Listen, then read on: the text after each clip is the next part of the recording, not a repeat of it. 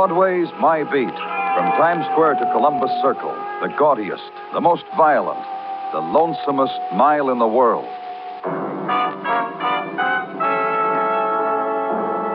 Broadway's My Beat, the exciting drama of people who walk the Great White Way, with Larry Thor as Detective Danny Clover.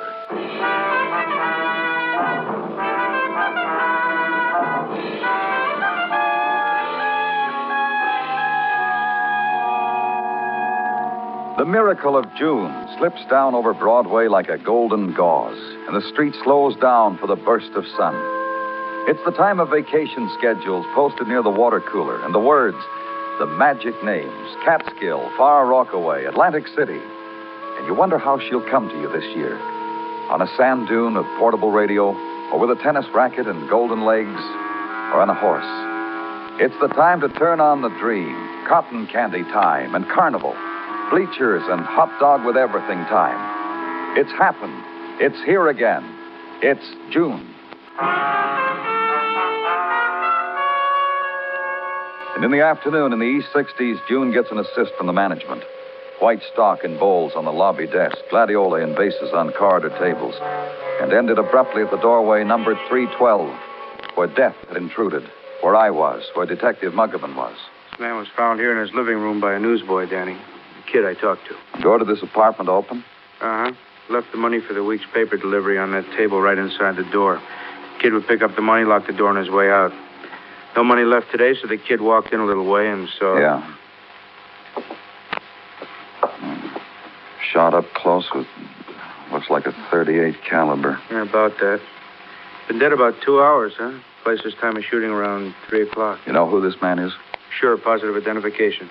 Name is Harry Moore, age 41, construction contractor. Firm of Moore and Nelson. No financial worries, no known enemies, no... That's real good, Muggavan. How'd you find out so soon? His wife. She's in there. She see it happen? No, she came in here a few minutes after I got here. Let's talk to her. Sure.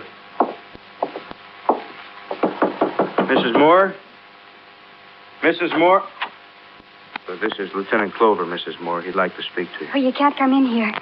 This is my bedroom. I'd just like to ask you a few questions, that's all. I feel very much better, thank you. Thank you very much. Thank you. Huh? Mrs. Moore was at a tea luncheon, Danny. She told me where. Mrs. Moore had 6 cocktails. I think it was only 5. I was going to tell you because I don't want to lie to any policeman in the world. About your husband, Mrs. Moore. Harry's dead. This man told me. Harry's going away and never coming back. And I must be very brave about it. Do you have any idea and why... someday, if I'm very good, I'll see Harry again. That's the kind of answers I've been getting, Danny. She doesn't look real drunk. You feel fine, huh, Mrs. Moore? Head's not spinning, nothing like that? Fine. Clear-headed. Oh, I'm not drunk, if that's what you mean. Not at all. I know what being drunk's like. It... Yeah? I do feel a little dizzy. And I know why. Harry's not with me anymore. Harry's dead. And I know it. And I know it.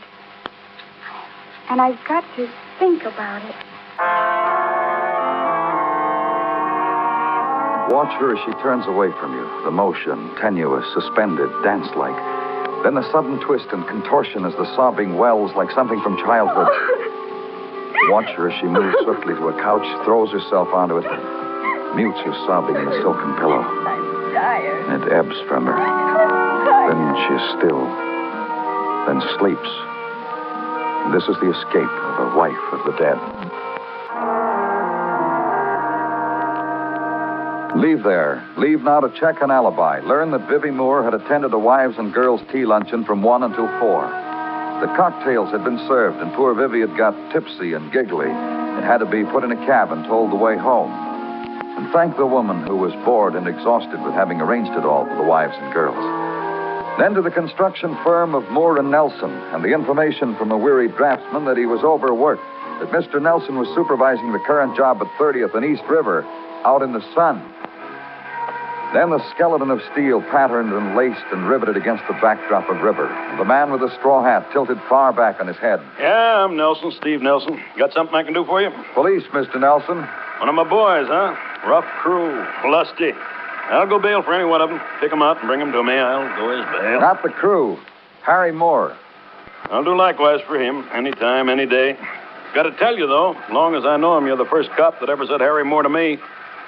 That going to do him any good? No, he's dead. He's been murdered. We found him in his apartment, shot with a .38. We figured happened to him around 3 this afternoon. 3 this p.m. I was up 40 stories. There. You have a gun, Mr. Nelson? No gun. But ask my boys. They tell you I've got a whip studded with hot rivets. They talk like that, and I'm so good to them. I ought to tell you something, Mr. Clover. What? About Harry. Not really any of my business. No skin off of my back. Tell me what? About Harry. About how for a week now, maybe 10 days, my boy's been leaving me alone to handle this job. Hasn't showed up at all. I couldn't figure it. Harry's the type guy who was always right in there, made with a rivet gun, with advice, with bandages when somebody was hurt. Couldn't figure it until... Until what? One of my boys, one of the crew, spied Harry walking Skid Row. You know, the Bowery. Goes to show you're never alone in this town. Harry walks Skid Row, there's always a guy to tell you about it, a slumber guy. You know what he was doing there? Worried me, too. So one night I went down, cornered Harry in a bar, said, "Look, pal." That's as far as I got. "Look, pal," I said, and then I dried up because I figure Harry's life is Harry's life. We were partners, not man and wife. I bought him a drink and said, "See ya, pal," and walked out. You know his wife? Vivi? Yeah, I know her. You know her? I talked to her this afternoon. That child that walks like a woman, huh? That's Vivi. How'd she get along with her husband? Harry told me once. Said Vivi was a romance from football grandstands in school and nighttime bonfires. He married her. They got along fine, he told me. Sometimes ice cream and cake, sometimes champagne and off-the-shoulder gowns. That's Vivi. Quitting time, Mr. Clover, so you and I can knock off, huh? So back to headquarters now, to the photo lab. Obtain a picture close-up of Harry Moore, only slightly retouched. Take it and ride the night streets to the Bowery. Go to the places, the bars and the back rooms, dedicated to knock rummy, to regret, to limbo, to the biggest beer in town for a dime, or 6 empties. Show the picture. Shaking of the head means no in all the mother tongues gathered together here. Meaning, never saw the man. Meaning, you never been in here. Meaning, you're a cop, so get out of here. Walk the streets. Show the picture. Get the stares. Get the stares and the whispers and be walked away from. The policeman, the intruder upon the 10-cent heaven. And at the time when one day slips into another, the time of the sprawled man in the doorway and the bus stop deals. And a little after that, after midnight, walk into another place, Benson's it's called. Walk up to the bar. The man behind it flicks a corner of soggy rag to make clean the area of an elbow. What's yours? Police. I know. Why? Here, take a look at this picture. Ever seen this man?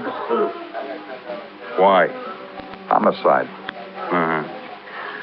It would be. Have you seen him? You said homicide. You mean he killed somebody? He's dead. No, I'm confused. Him dead? When did you see him? Homicide's about as big as it can get, right? That's right. That's why I'm telling you. Yeah, I saw this guy days ago. I don't remember how many, maybe a week. Came in there as for Joe Cano. I pointed Joe out to him. Who's Joe Cano?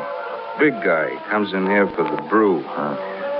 Joe was there when this guy came in. I pointed Joe out to him like I told you. He walked over and talked to Joe. They went out together in a friendly manner. Joe's a big guy. Tough. Dumb, but tough. I was surprised. Where do I find this Joe Cano? I can tell you where he lives, if that'll help you. Down the street. Second house from the corner, this side. I brought a bottle to him once, third rear. This guy dead, huh? I'm really confused.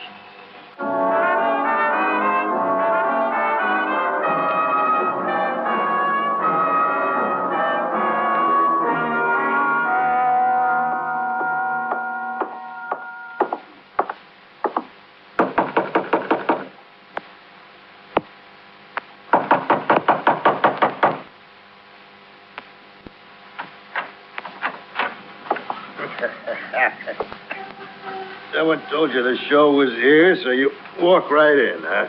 You Joe Cano? big Joe Cono. Big. Big. What'd you bring to see the show, kid? Pennies? Buttons? Let me see.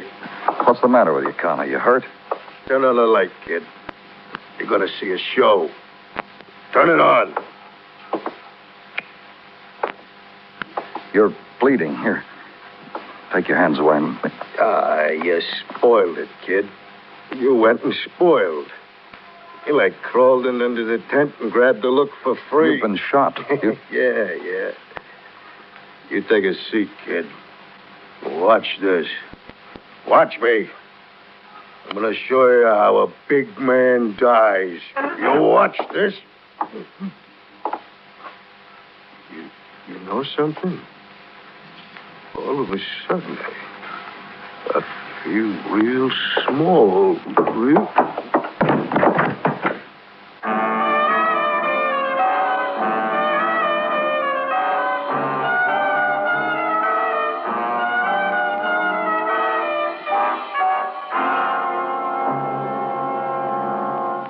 Broadway's My Beat, written by Morton Fine and David Friedkin, and starring Larry Thor as Detective Danny Clover.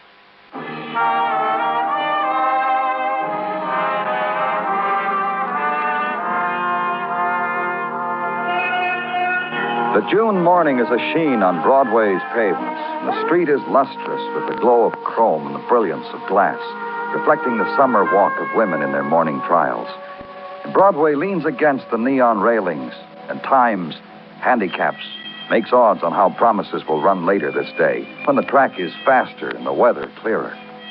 And the other diversions, the ones from out of town in flowered prints, the straw bonnet woven for big city wear veiled and tilted to the angle safe on crowded subways, the non-crushable linen, the freshly laundered seersucker, and the white purse clutched tight, held close to the body.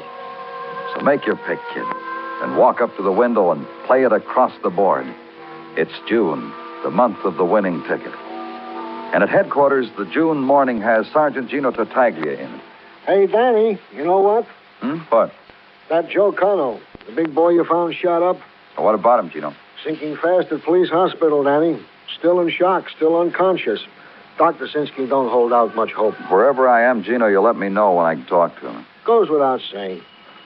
I've been thinking, Danny. I come up with several items about this Cono. Like what? Like he is on the regular schedule of rousts by our boys. Our boys got the sneaking hunch this Cono is a gun for hire, a freelance hood who works for anyone with the price. Well, they got something to build that on? 2 sentences for assault, brutal, vicious, no apparent motive, none that our boys could prove anyway. This gives them these hunches in Cono. Well, what else? What else is, according to many previous tests by prison psychiatrists, this Cono is immature for such a big boy. IQ reports a child would be scared to bring home. And another thing, Danny, from technical, also an Cono. Well, anytime you feel up to it, you know. From technical. The report that the gun that killed Harry Moore also played hob with Big Joe Cono. I see. You get in touch with Mrs. Moore like I told you? Police hospital checked me a little while ago, Danny. Mrs. Moore is in the waiting room, cooling her heels for you. Like at your request, I got in touch with her to do. You did fine. Thanks, Gino.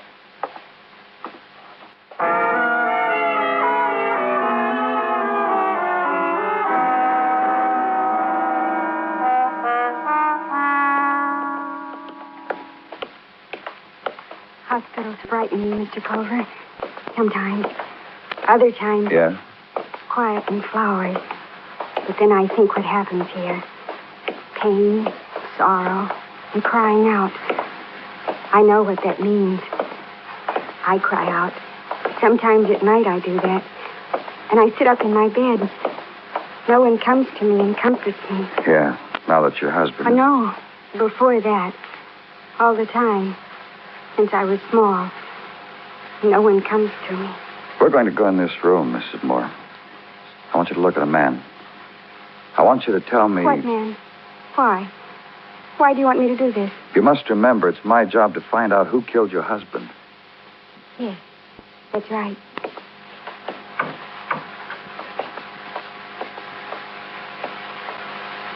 This man? Yeah. You ever seen him before? He's very sick, isn't he? Very sick. He's going to die, isn't he? The doctors are doing all that. I would like to touch his face.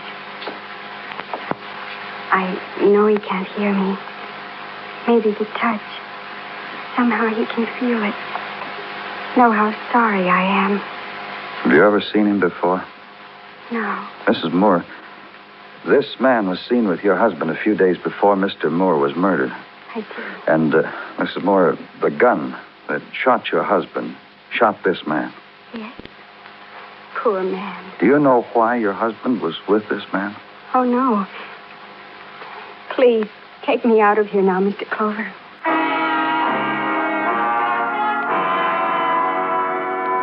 And leave there, walking the gleaming corridors of the hospital again. Mrs. Moore takes your arm and smiles up to you, sadly, apologetically, sighs, then thanks you when you put her in a cab and tip your hat to her.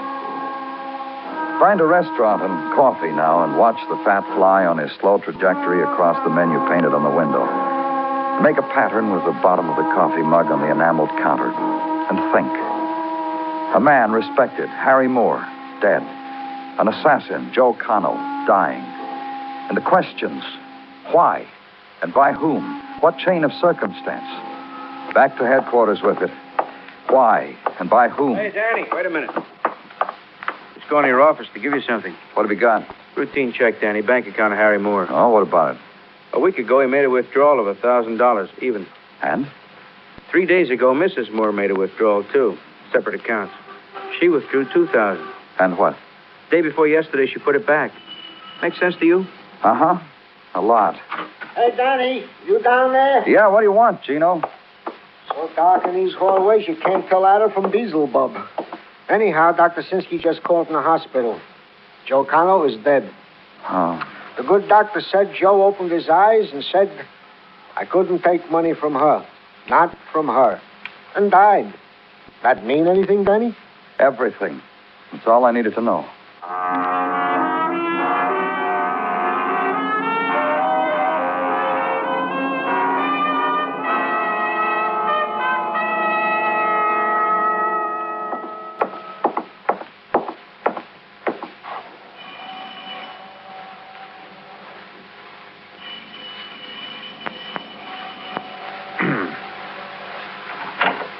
Why, hello. Good evening, Mrs. Moore. You remember Detective Muggerman, don't you? Mrs. Moore? Yes, of course I do. Well, why shouldn't I? Please, come in. Thanks. How you feeling, Mrs. Moore? Oh, very well, thank you. No more 6 cocktails at one sitting, huh? I told you I only had 5. That's right, you did. I'd be very pleased to fix you something. I make a nice martini. My husband Harry taught me. Whenever we had guests, I'd mix the martinis and bring them in and pass them around. Harry would be proud. He'd say, my little girl made these. And the guests would all smile. And Harry would say, no, I mean it. My little girl really did make these. Shall I fix you a... Nothing, thank you. Do you know why we're here, Mrs. Moore? That man you took me to see at the hospital. How is he? He died a little while ago. I've been sitting here all day making phone calls, arrangements for Harry's funeral, making out lists. When I set my mind to do anything at all, I can do it. Mrs. Moore. Yes? Mr. Clover asked you a question. He wanted I to know know he did. He asked me if I knew why you gentlemen were here. I suppose you have your reasons. You'll tell me. One of the reasons was to tell you Joe Connell died. But you said that. You've already told me that. He killed your husband. And now he's dead. This man, this Joe Connell. You know why he killed your husband, Mrs. Moore? No. Or who told him to kill your husband? No. You're not drunk now, so you can think clearly. Do you know why he killed your husband? No. No, I don't. I don't. You've made all the arrangements for your husband's funeral, haven't you? I told you. Do you have a maid here? No. No, I don't. Beautifully kept apartment. I do it all myself. And I shop and I budget. Harry used to say, there's nobody like my little girl to run a house. I do it all myself. Look, why don't you come off it, Mrs. Moore? Why don't you tell us about your husband, about Joe Connell? You're a capable woman. You're not a little girl. No more. No more. That's right. So it's all right to tell us about your husband and Joe Cano. I don't know what you mean. Honestly, the way you're talking. How did you and your husband get along? We were man and wife. He called you little girl all the time. No, not for a long time. We had a big argument. One day he screamed at me. This little girl bit got on his nerves, huh? Listen, I'm me and I'm nobody else. I'll tell you just what I told Harry Moore. I'm me and I'm nobody else. Harry wooed me, he won me. And I'm the kind of girl he married. Up to his neck. Cut it out, Michael. We know all about it, Mrs. Moore. How your husband searched the Bowery and finally found the man he was looking for, Joe Cano. Harry did things. A lot of things. You didn't have to tell me. A man has his privacy.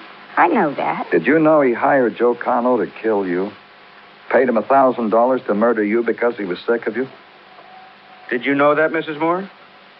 Yes. One day when I was on the street, Joe got out of a car and walked over to me. He pointed a gun at me and told me to get in the car. I did. By the time we got to where we were going, Joe put away the gun.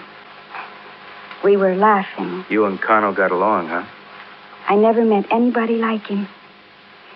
He told me people thought he was dumb, but he wasn't dumb. I knew that right away. He told you why he picked you up, didn't he? He said Harry had given him $1,000.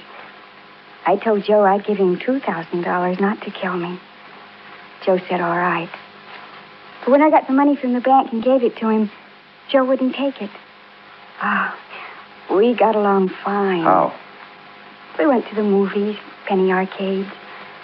Joe wanted to take me to Coney, but I said later. After. After what? Joe told me he was going to kill Harry. After that. Joe told you that and you didn't do anything about it? Harry wanted me dead, so why should I help Harry? Tell me right. Joe and I figured that out together. Tell me, how did Joe get shot? His room. The evening after he shot Harry. He was showing me how he did it. He said, I took this gun and I shot him. I said, let me see. He gave me the gun, showed me how to work the safety catch and everything. I said, like this? And I pointed it at him. And he laughed and I laughed. I said, bang. And I must have pulled the trigger. Joe stopped laughing. And he said, you'd better go home now.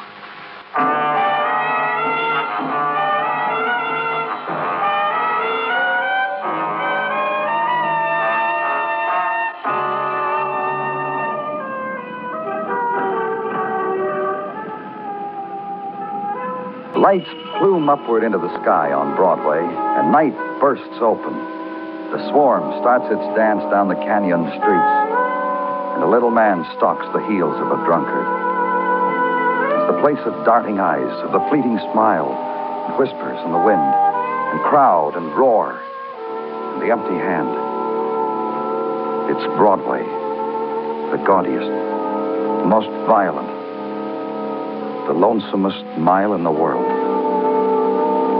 Broadway, my beat.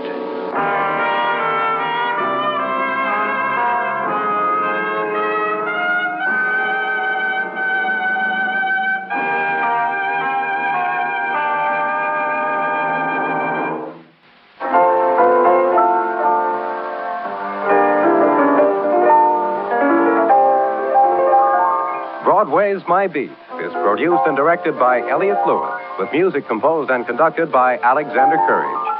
The program is written by Morton Fine and David Friedkin and stars Larry Thor as Detective Danny Clover, with Charles Calvert as Tartaglia and Jack Crucian as Muggavan.